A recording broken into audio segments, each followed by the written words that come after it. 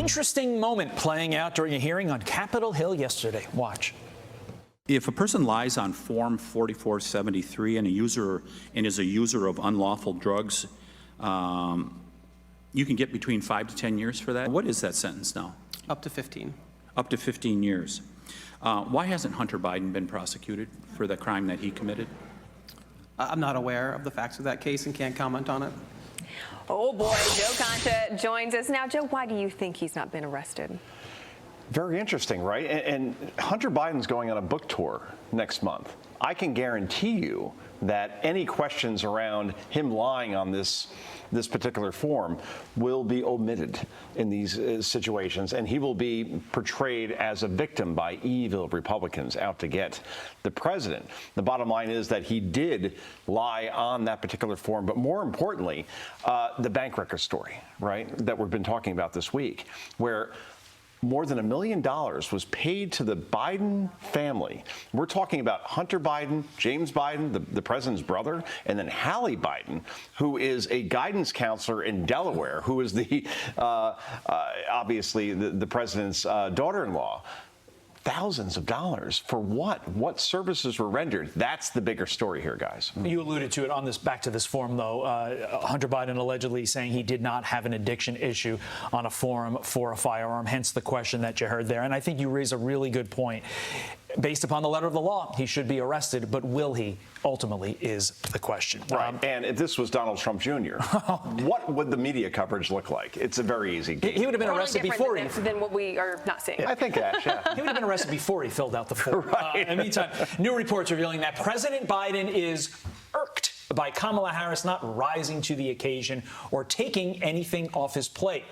Here's the article from the New York Post, quoting two former White House officials who claim the 80-year-old Biden, who has gone out of his way to praise Harris in recent public remarks, reportedly has griped about his number two's reluctance to take on risky assignments. Joe, what's this leak all about? Attempt to light a fire or an attempt to get her off the ticket in 2024? There are a lot of leaks around the vice president recently. Have we noticed that, right? And there's a reason for it.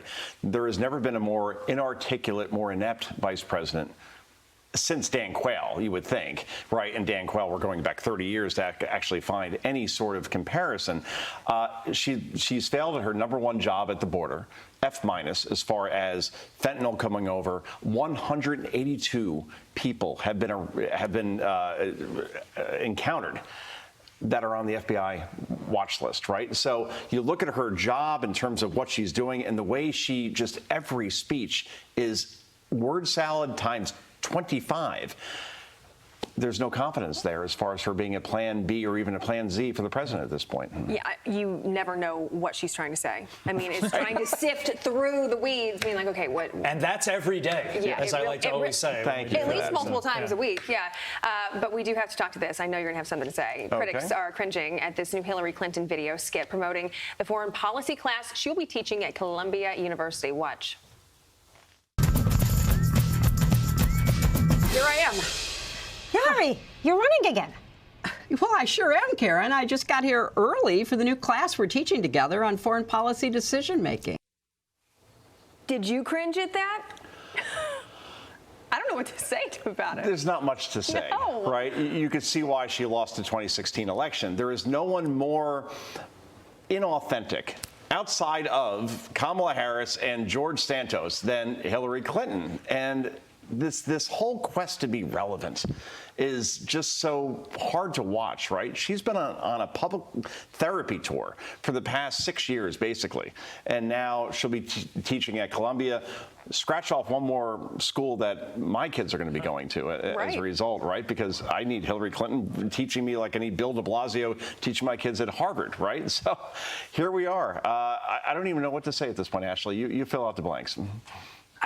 I mean, you can watch it yourself and just know. I mean, I know you want to say something. But I think, Joe, you hit the right word, inauthentic. And that's why when you see people who are successful in this medium, television, which you obviously need in order to win the presidency, they're the people who are down to earth, who say what they think, what's on their mind. You may not like what they say, but it comes across as natural. And that never has from Hillary. What's the course going to be about, by the way? How to be an election denier? Because after 2016, time and time again, she said Donald Trump was not a legitimate president.